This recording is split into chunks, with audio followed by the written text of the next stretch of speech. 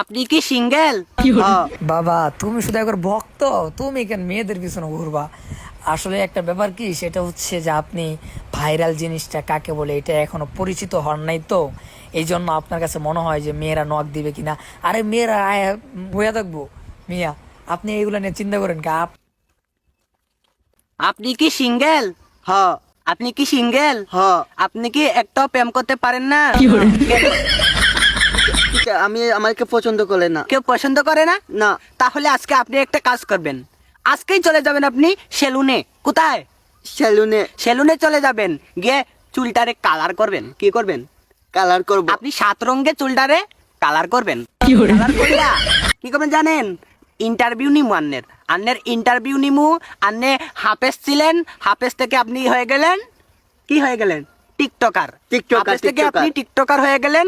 আপনার ইন্টারভিউ নিলাম, নেওয়ার পরে আপনার ইন্টারভিউ নেওয়ার পরে আপলোড করে দিলাম, আপনি কি হয়ে গেলেন?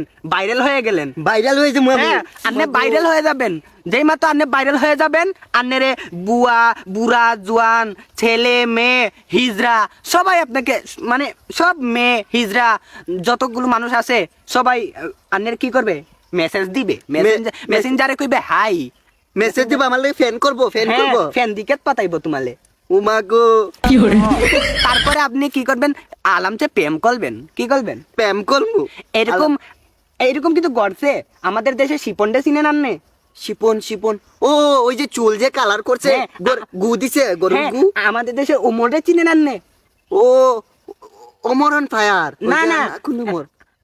আমাদের দেশের অমরে চিনেন আননে? এই যে চুল কালার করছে, ও আচ্ছা, বস্তির পোলা, বস্তি। রিসেন্টলি যে ভাইরাল হইলো, হ্যাঁ হ্যাঁ, বস্তি চুলে বস্তি। কালার মারলো। হ্যাঁ, হ্যাঁ, আমার দেখছি। আমার বাবা শিপন, আমি কি ভাইরাল হব না? আর বাবা তুমি ভাইরাল জিনিসটা বুঝোই না বাবা। তুমি যদি একবার ভাইরাল হও, মেয়েরা তোমার পিছনে ছুটবে বাবা। মেয়েরা তোমার আইসা তোমার বাসায় বইসা থাকবে বাবা, হুইটা থাকবে বাবা। তাহলে আপনি কি করবেন? আগে চুল কালার করেন। আন্নের জন্য আমি সেলুন দেখতেছি বাবা, আন্নের জন্য আমি সেলুন দেখতেছি। আপনি সেলুনে গিয়ে চুল কি করবেন? কালার করবেন। কালার করব। কালার কইরা আন্নের ইন্টারভিউ ব্যবস্থা করতেছি। আন্নে ভাইরাল হয়ে যাবেন। আন্নের যতগুলো মেয়ে আছে হিজড়া আছে, যতগুলো মানুষ আছে, আন্নের এইসা মেসেজ দিব। এখন ভাই, এত সময় যদিও ফানি করলাম, আমার মন থেকে, আমার হৃদয় থেকে, আমার মন থেকে আমি আপনাদেরকে দুইটা কথা বলি। দেখেন, রিসেন্টলি ওমর নামের আলেম, উনি আলেম থেকে মাথার চুল কালার করলেন, টিকটকার হলেন। আমরা যতটুকু জানি, কল রেকর্ড থেকে যতটুকু আমরা বুঝলাম যে শিপন ওনাকে উৎসাহ দিয়েছে। মানে উনারও নিজ থেকে একটু আগ্রহ ছিল, উনারও আগ্রহ ছিল, কারণ উনি এর আগে মুসলিম টিভি বলেন, অনেক বিভিন্ন মিডিয়াতে উনি কাজ করেছেন বা ওয়াজ করেছেন। মানে উনার একটা ভাইরাল হওয়ার যে দান্দা, মানে উনার ভিতরে যে ভাইরাল হওয়ার দান্দা, উনার কথাবার্তাতে মানে বোঝা গেছে ওই যে বয়েসগুলোতে। তাহলে ওরও একটু আগ্রহ, এক হাতে কখনো তালি বাজে না। ও এমরান আইসা আমাকে বললো ও ভাইরাল হবে, সেই তো আমি যেহেতু এই লাইনে আসি, সেই তো আমি বুঝতেছি এটা ভাইরাল কিভাবে হওয়া যাবে, ঠিক আছে না? হ্যাঁ। ঠিক, কিন্তু শিপনার মধ্যে এরকম হয়েছে, শিপনার অমরের মধ্যে। এবার শিপন বলল যে তুমি ভাইরাল হতে হলে এইভাবে হতে হবে না, কারণ বাংলাদেশের মানুষ যেইভাবে যেইটা নেয় ওইটাই করতে হবে। হ্যাঁ, হ্যাঁ। আপনি যত ভালো করবেন এটা বাংলাদেশের মানুষ নিবে না। আপনি চুল কালার করলেন, আলেম থেকে টিকটকার হলেন, বিষয়টা ইউনিক হলো। আপনার ইন্টারভিউ নিলাম, আপনি কি হয়ে গেলেন? ভাইরাল হয়ে গেলেন। তারপরে এই যে ইয়ে হ্যাঁ, ভাইরাল হয়ে গেল। ভাইরাল যখন হবে, ওই অমর যখন আলেম ছিল, যখন বক্তা ছিল, তখন আসলে দেখবেন ভালো জিনিস, আপনার যতই কণ্ঠ থাকুক, আপনার যতই এলেম থাকুক, আপনি যদি ভাইরাল না হন, আপনাকে বর্তমান যুগে আপনাকে কি করবে না? কেউ চিনবে না, দাওয়াত দাম দিবে না। দাওয়াত দিবে না, দাওয়াত দিবে না। এখন আমি আমার আমার ব্যক্তিগত ব্যাপার থেকে আমি আপনাদেরকে বলি, দেখেন, আমি কিন্তু যখন ভাইরাল হইনি, আমাকে কেউ ওয়াজ করার জন্য কখনো বলে নাই, বা দূরে কোথাও আমাকে স্টেজে ডাকে নাই। আমি যখন ভাইরাল হয়েছি, আমার যোগ্যতা নাই, আমি মাত্র দাখিলে পড়ি, আমার যোগ্যতা নেই। আমার কথা বলতেছি, আমার না হলেও 200 উপরে আমার মাহফিলের দাওয়াত আসছে। তখন আমার হুজুর বলছে না, ও যখন এলেম হবে, যখন এলেম আমল হবে তখন ওয়াজ করবে। আমিও বলছি রাইট, এই কথাই আমি বলতে চাই যে আমার যখন এলেম আমল হবে তখন আমি কি করব? ওয়াজ করব।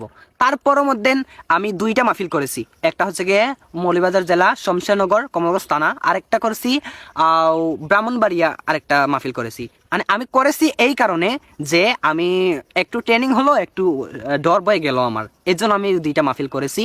যাক, আর তারপরে আর কোনো মাহফিল করি নাই। এখন আমি বোঝাতে চেয়েছি যে আপনি যখন ভাইরাল হবেন তখনই বাংলাদেশের মানুষ আপনাকে স্টেজে ডাকবে। আপনার এলেম আছে কিনা, আমল আছে কিনা, এগুলো কোনো কিছু দেখবে না। এই জন্য এই মাওলানা মানে বর্তমান যুগের সাথে তাল মিলিয়ে চেয়েছিল ভাইরাল হয়ে যাবে, তারপর মাফ চেয়ে নিবে, তারপর আবার মানুষ আপনাদেরকে দাওয়াত করবে। কিন্তু ভাই এতটা যদি নিচে নেমে যায়, চুল কালার করে প্যান্ট শার্ট পরে, হ্যাঁ, এতটা যদি নিচে নেমে যায়, বাংলাদেশের মানুষ, আপনি যদি না জেনে কোনো ভুল করেন এটা ক্ষমা করা যায়। এটা কি করা যায়? ক্ষমা করা যায়। আপনি যদি ছোট হন এটাও ক্ষমা করা যায়। কিন্তু ভাই আপনি একজন আলেম মাওলানা মানুষ, আপনি সব কিছু জানেন, বুঝেন, আপনি কিতাবাদি পড়েছেন, তো আপনি যদি এটা ভুল করেন এটা তো মানুষ মাফ করার মতো কোনো বিষয় না, ঠিক আছে না? এই জন্য আমরা সবাই জানি, আমরা সবাই বুঝি যে আপনারা এগুলো ভাইরাল হওয়ার জন্য করেছেন, বা আপনার কল রেকর্ড যদি ফার্স্ট নাও করেন তাহলে আমরা কি বুঝি যে আপনারা এগুলো ভাইরাল হওয়ার জন্যই করেছেন। এই জন্য যাতে আপনাদেরকে কখনো মন থেকে ক্ষমা করবে না যারা বুঝে ফেলেছে, আর যারা আমজনতা আছে যারা বুঝে নাই তারা অবশ্য বলবে যে না, একজন মানুষ মাফ চেয়েছে, তাকে মাফ করে দেওয়া উচিত। কিন্তু হ্যাঁ, মাফ করে দেওয়া উচিত যদি সে না জেনে ভুল করতো, কিন্তু সে তো জেনে শুনে এগুলো করতেছে, তাহলে তাকে মাফ করে দেওয়া এটা কিন্তু উচিত না, কারণ সে সব কিছু জেনে বুঝে এই লাইনে লামছে। এখন দেখেন না, আমরা যখন ভিডিওটা প্রথমে পাবলিশ হয়ে যায়, মা আলেম থেকে টিকটকার হয়ে গেছে, তখন মানুষ কমেন্ট করতেছে যে কয়েকদিন পরে আইসা দেখবা যে উনি আবার ভালো হয়ে গেছে, বলতেছে আমি ভালো হয়ে গেছি, আমাকে সবাই মাফ করে দেন। তারপরে দেখবেন আমাদের বাংলাদেশের কমিটি যারা আছে, ওয়াজ কমিটি, তারা আইসা ওনাকে দাওয়াত করবে, ওনাকে মাহফিলের মাঝে দাওয়াত দিবে। হ্যাঁ, এটাই হবে। কারণ মানুষ যখন ভাইরাল হয়ে যাবে তখন তাকে সে পারুক বা না পারুক তাকে স্টেজে নিয়ে তুলে দিবে আর পোস্টারে নাম লিখে দেবে। মানুষ ওনাকে দেখার জন্য হলেও আসবে, ওনার কথাগুলো কি এগুলো শোনার জন্য আসুক আর বা না আসুক, ওনাকে দেখার জন্য হলেও আসবে, কারণ উনি ভাইরাল, কারণ উনি ভাইরাল। এই জন্য ওনার দান্দাটা ছিল এরকম। বা আগামীতে যদি ওনার পরেও যদি এরকম কোনো মানুষ আসে যে হাফেজ থেকে টিকটকার হয়ে গেছে, টিকটকার থেকে এই হয়ে গেছে, সেই হয়ে গেছে, আপনার কখনো এগুলোতে কান দিবেন না, আপনার কখনো এগুলোকে লাইক কমেন্ট শেয়ার কিছুই করবেন না। আপনাদের শেয়ারের কারণে তো এগুলো ভাইরাল হয়, আপনাদের লাইক কমেন্টের কারণে এগুলো ভাইরাল হয়। আপনারা যদি ওগুলোতে সাপোর্ট না দিতেন তাহলে ওগুলো কি হতো না, ভাইরাল হতো না। এই জন্য আপনারা একটু সজাগ হন, হুঁশিয়ার হন। আপনারা যেগুলো বাজে জিনিস ওইগুলো প্রচার করবেন না, যেগুলো ভালো জিনিস ওইগুলো আপনারা প্রচার করেন, ভাইরাল করেন। এই জন্য দোষ আপনাদেরই, আবার আপনারাই দোষ খুঁজেন। এই জন্য আবার বাংলাদেশে যতটা পরিমাণ সাংবাদিক ইউটিউবার বেড়েছে, ততটা পরিমাণ জনসংখ্যা আমার মনে হয় নাই, যতটা পরিমাণ সাংবাদিক হয়েছে। প্রতিটা ঘরে ঘরে সাংবাদিক। আর গিয়ে কিছু পাক আর না পাক এগুলো আজে বাজে ফালতুগুলো ইন্টারভিউ নিয়ে ওইগুলো কি করে দেয়, ভাইরাল করে দেয়।